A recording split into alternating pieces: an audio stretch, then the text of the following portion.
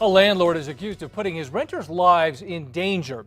In fact, he's accused of hiding a dangerous problem that sickened a mother and her young son. In tonight's special assignment, Kim Holland gets answers and results. He doesn't fix nothing. They think we're animals. We're not animals. We're human beings, and we deserve better. Rose Martinez says her apartment is dangerous. Martinez lives on Pacific Southwest in a cramped two-bedroom apartment with her 4-year-old son. She's lived here for a year and a half and says it's the best option she has. For $475 a month, she says the cold air blows through her door. There's a half an inch where the cold air comes in through, all the way around. The windows seep too. If somebody was to push in the windows, they get in easy. The real danger for Martinez and her son is in the bedroom. This is where he sleeps. A hazard has been lurking in the corner, hiding behind this sheetrock. I was getting really bad headaches.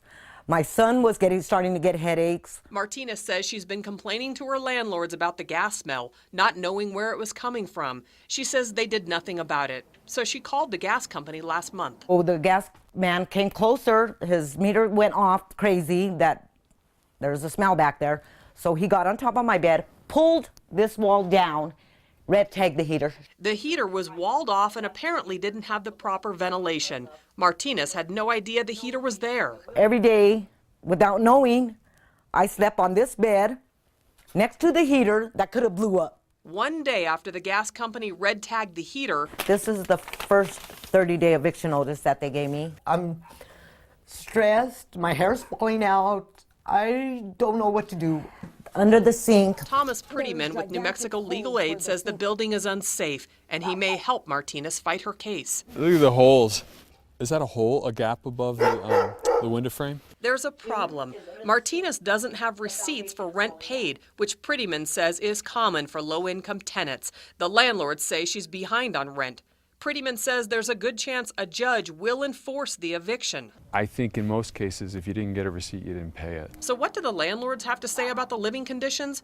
We talked to Sergio Trujillo, then his wife, Dora Romero, on the phone. Said that there's a problem with the heater in there, that it was pumping gas into her unit. The landlords denied the furnace was red tagged, even though the gas company confirmed it. They wouldn't talk on camera, but said Martinez is, quote, a troubled tenant, and whatever she told us is a lie. I don't know what to do anymore. State law says the landlords must provide heat. They haven't, so Martinez bought 2 electrical heaters. She's due in court next week to battle it out. We called planning and zoning, which forced the landlord to move the heater.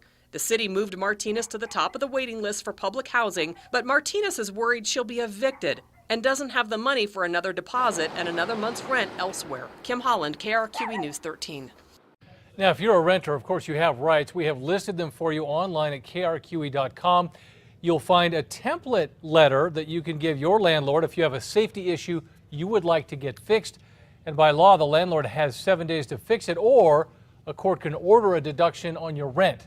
That's all for you online at krqe.com.